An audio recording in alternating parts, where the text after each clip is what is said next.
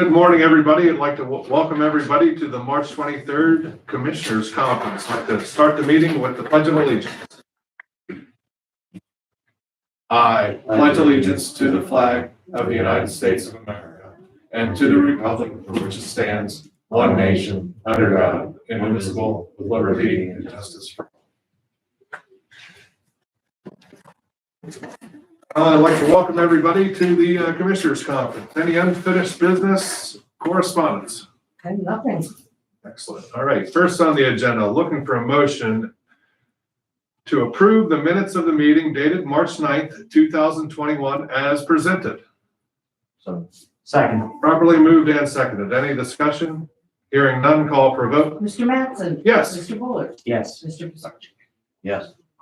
Motion carries. Next under the agenda, looking for a motion to approve invoices in the amount of $723,983.77 for the period March 10th through March 23rd, 2021. Second. Properly moved and seconded. Any discussion? Hearing none, call for a vote. Mr. Mattson? Yes. Mr. Bullard? Yes. Mr. Pisarcik? Yes. Motion carries. Next on the agenda, looking for a motion to approve pending invoices in the amount of $601,766.88. So moved. Second. Properly moved and seconded. Any discussion?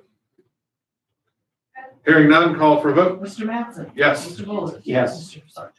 Yes. Motion carries. Next under the agenda, looking for a motion that the actual gross payroll in the amount of $271,991.49 be approved for payment for the period February 28th through March 13th, 2021. So moved. Second. Properly moved and seconded. Any discussion? Hearing none, call for a vote. Mr. Mattson? Yes. Mr. Bullard? Yes. Mr. Pisarcik? Yes. Motion carries. Next under the agenda, looking for a motion that the tentative gross payroll in the amount of $268,830 be approved for payment for the period March 14th through March 27th, 2021. So moved. Second. Properly moved and seconded. Any discussion? Hearing none, call for a vote. Mr. Mattson? Yes. Mr. Bullard? Yes. Mr. Pisarcik? Yes. Motion carries. Next under the agenda, looking for a motion to enter into an agreement with KTH Architects Incorporated in the amount of $46,000 for architectural services for the Jefferson Place first floor renovation project. So moved. Second. Properly moved and seconded. Any discussion? Jefferson County recently acquired the first floor of Jefferson Place, and this area will now be retrofitted to allow the relocation of some county offices to be able to provide better access to county services. The services will include design and development, preparing construction documents, bidding, and overall construction management. Any further discussion? Hearing none, call for a vote. Mr. Mattson? Yes. Mr. Bullard? Yes. Mr. Pisarcik? Yes. Motion carries. Next under the agenda, looking for a motion to exonerate the real estate taxes for 2020 for certain parcels in the Reynoldsville Borough, soon to be the Veterans Memorial Park, as well as 2 parcels that were acquired by the borough where the borough demolished condemned buildings. And the parcel in Sykesville Borough, the former Northwest Bank property. So moved. Second. Properly moved and seconded. Any discussion? Hearing none, call for a vote. Mr. Mattson? Yes. Mr. Bullard? Yes. Mr. Pisarcik? Yes. Motion carries. Next under the agenda, need a motion to appoint Beth Rafferty of Brookville to the Jefferson County Fair Authority for a 2-year term to fill the remaining term of Janet Douthit. Ms. Rafferty's term will expire December 21st, 2022. So moved. Second. Properly moved and seconded. Any discussion? Hearing none, call for vote. Mr. Mattson? Yes. Mr. Bullard? Yes. Mr. Pisarcik? Yes.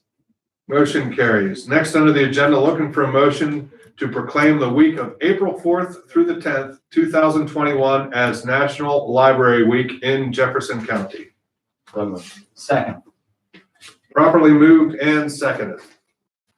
So, is the library board on there today? Or hello, how are you? Let me give you some volume. There we go. The floor is yours. Thank you for proclaiming National Library Week for the libraries in Jefferson County.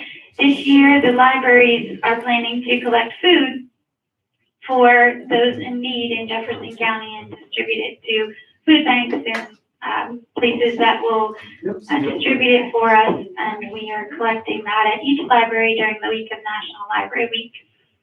And I also want to just say that our libraries were very key in being places for those who needed to get access to materials to enjoy at home during the last year. Also, they could pick it up, or a lot of them, when they came on their vulnerable population days, enjoyed just seeing somebody, feeling safe and getting out and talking to somebody because they were so disconnected with everyone and what was going on. And we also saw a lot of places and people visiting the libraries to use the printers because printer cartridges are hard to get for people at home and they lacked it. So a lot of people were coming to the library to use print services and copy services and to renew things, government documents. And I would say even just in the last week, I've heard positive. We had yesterday someone saying that they just got a job and calling us and thanking us for our help. And we've seen a lot of people coming in and needing to use the computers for training for like the nursing homes. They had trainings that they had to do and they didn't have a place to go, so they came and utilize their libraries. So the libraries are very valuable services, and we are looking forward to after April 4th and the little bit of reopening, hopefully getting back to more normal groups this summer or doing more outside with the kids as we're able. And we just appreciate what our libraries in Jefferson County were able to do and to be flexible and to work inside the situations we were given with the, following the governor's order and still providing valuable services to our entire community. So thank you for what you do to support these libraries so that we can celebrate National Library Week and appreciate our workers and our communities in Jefferson County. Thank you very much. Appreciate all the work you do and the libraries across the county. They are one of the foundation blocks in our community, and it makes all our communities a little bit better and in some ways a lot better. So really appreciate that. Thank you. Okay. Any further discussion? Call for a vote. Mr. Mattson? Yes. Mr. Bullock? Yes. Mr. Yes. Motion carries. Next on the agenda, looking for a motion to proclaim the month of April 2021 as Pennsylvania 811 Safe Digging Month in Jefferson County. So moved. Second? Properly moved and seconded. Any discussion? That's call 811 before you dig anywhere in the ground. You can. It is a lot cheaper than finding a utility, and that could be broadband, gas, electric, water, sewage, anything underground. So call 811 before you dig. And April 2021 is Pennsylvania 811 Safe Digging Month. Any further discussion? Hearing none, call for a vote. Mr. Mattson? Yes. Mr. Bullock? Yes. Mr. Pisarcik? Yes. Motion carries. Next on the agenda, looking for a motion to proclaim the month of April as Child Abuse Awareness Month in Jefferson County. Second? Properly moved and seconded. Any discussion? Pat, are you by chance on there? That is not, but my name is Casey. Hi, Casey. I'm the assistant director and forensic interviewer here at the THC. Oh, great. Thank you very much for joining us today. The floor is yours. Okay, so far, Saturday, April 17th, we are planning an event to celebrate child abuse and neglect awareness and prevention. And it's going to be held right outside the courthouse in the common area. We're just gonna have some kids games, some face painting, some baked goods. We're gonna have prizes for the kids and a lot of informational packets and brochures just to give out to families in the community about how to help prevent child abuse and the signs to be aware of if your kids are acting a little different or just trying to understand them, be with them. Don't push them to, hug people they don't really want to hug. Just try to give them all the signs we possibly can to make them aware of what should be happening. Thank you very much. Appreciate that.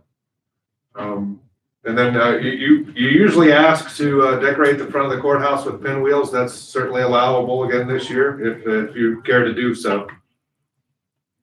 I appreciate all the work you do for our children in the county. Thank you so much. Any further discussion? Hearing none, call for vote. Mr. Mattson? Yes. Mr. Bullard? Yes. Mr. Sargent? Yes. Motion carries. All right, next on the agenda, I would like to invite Tracy Zentz for an update on COVID and our wildfire conditions.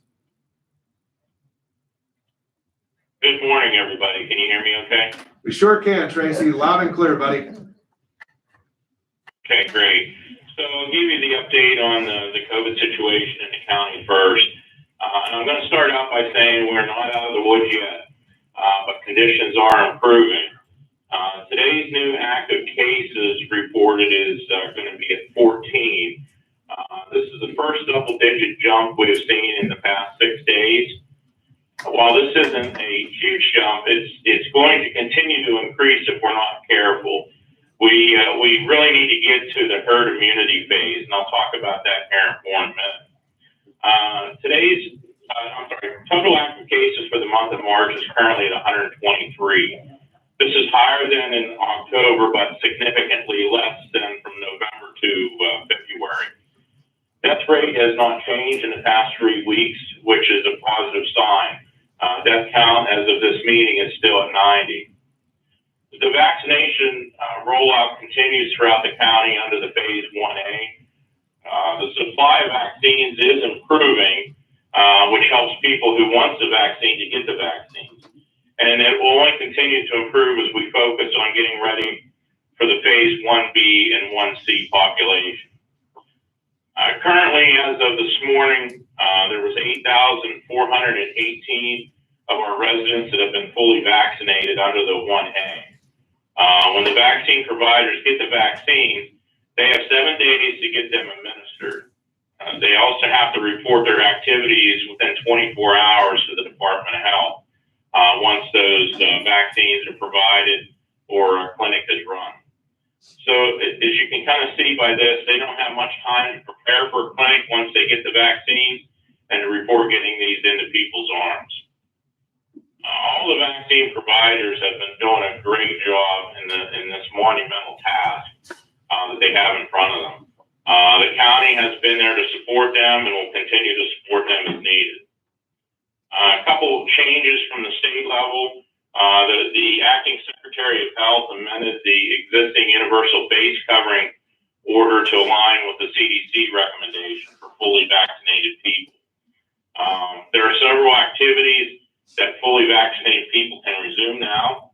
And some of those activities include visiting with other fully vaccinated people indoors without wearing masks or physical distancing, visiting with unvaccinated people from a single household who are low risk for severe COVID-19, and refraining from quarantining and testing following a known exposure if asymptomatic. While all this is positive, please remember that only approximately 19% of our residents currently have been vaccinated. And this will continue to go up daily because our vaccine providers continue to get the vaccines out on a daily basis. If you don't know if somebody's been fully vaccinated or is at risk for the virus, I would ask you to continue to wear your mask and promote that social distancing. We are very close, but we don't want to go backwards. The vaccines are safe. Everyone differs with medications and vaccines, and it takes taking the vaccine is a personal choice, but I truly believe that they are safe. The more people vaccinated, the more we can move towards herd immunity, which will all get us closer to normal as possible. And with this, we will be continuing to monitor the variants and possible issues with this moving forward. So still a lot of work to be done, but we are getting closer, and happy to answer any questions on the COVID before I give you an update on the wildfire situation.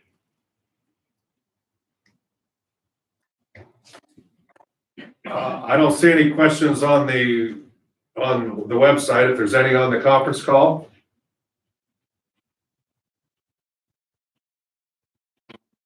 All right, Tracy, sounds like you were extra informative today. So just to touch base real quickly on the current conditions for the spread of wildfire. Today's fire danger remains at a moderate level. It has been this for the last couple of days, and our fire departments have been really actively busy fighting a lot of these wildfires on a daily basis.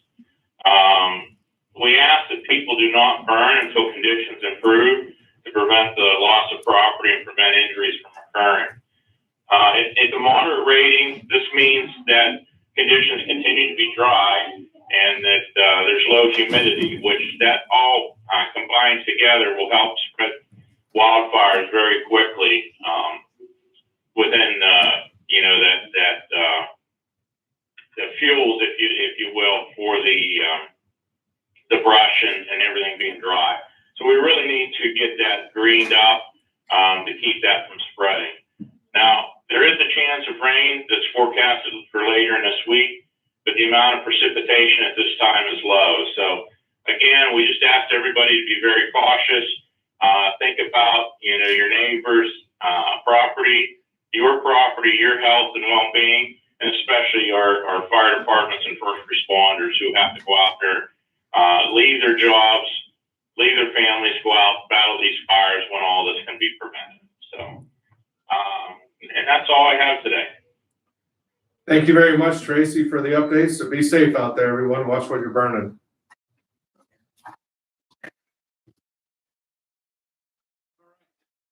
Moving forward, a couple of announcements. All county offices will be closed on Friday, April 2nd, 2021 in observance of Good Friday. The next commissioner's virtual meeting is April 13th, 2021, 10:30 a.m. And we still have some grants available. So a reminder that grants of up to $5,000 are available to small businesses through the Jefferson County Small Business Economic Recovery Assistance Grant Program. Assistance will be on a first come, first served basis. Businesses that have not received any economic recovery assistance as a result of the coronavirus pandemic will be given the priority. Application forms are available on the Jefferson County website at www.jeffersoncountypa.com. That's www.jeffersoncountypa.com, and clicking on the Small Business Assistance Program grant, or by contacting the Jefferson County Department of Development at 814-849-3047. Applications will be accepted until all funds have been exhausted. In addition to those grants, we also have the CHIRP funding, the CHIRP grants, which is the hospitality and restaurant grants that is on a Jefferson County website. And on top of that, we have the emergency rental assistance grants that in excess of $2 million that are being administered by Community Action. So if you need help, those are the ways you can go find it. Just a side note, if I can, Jack, on Sure. the CHIRP and the small business, if somebody needs help filling these out, please call the office and make an appointment. They can fill them out here and get the assistance to fill them out here. Not everybody has computers, so these have to be done online. So I know there has been a few people come in and ask for assistance to get them filled out. Yeah, great. Thank you, Jeff. Anything to add, Herb? No. All right. I'd like to open the floor at this time to public comments. I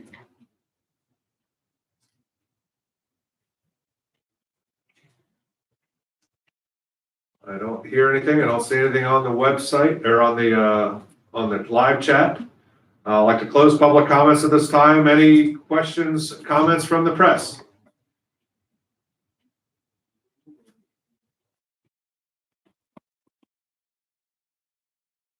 I do not see anything. Sounds like we're off the hook, gentlemen and Karen. Oh, here we go. Okay, this is from Alex Nelson. Can you provide an update on the timeline of the renovations being done to Jefferson Place? Do you have an expected completion date on the renovations? I think we'll all agree that it all depends on the material. We can get the material, you being a builder, we just talked about that yesterday, it's hard to get supplies, so hopefully this year sometime is a goal. Later, it'll probably be later in the year, would you agree, Rick? Right, it'll take some time, and of course, we're still finalizing the drawing, so once that's all completed, life is good then. But, ordering product right now, it's taken a lot more time than usual to get things, so. Okay. Hopefully that answered your question, Alex. And the next question, this one's for me personally. We've had several readers express concerns that you are going to be retiring and or leaving the area. Do you have any comments on this? I mean, my house is for sale. We do have plans. Anything can change in the next couple of days. Anything can change in a moment.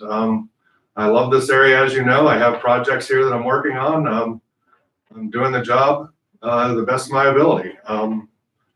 That's what the plans are now, is my house is for sale. That's the only thing concrete. So I appreciate everyone's concerns and support out there. I really do. So, any other questions?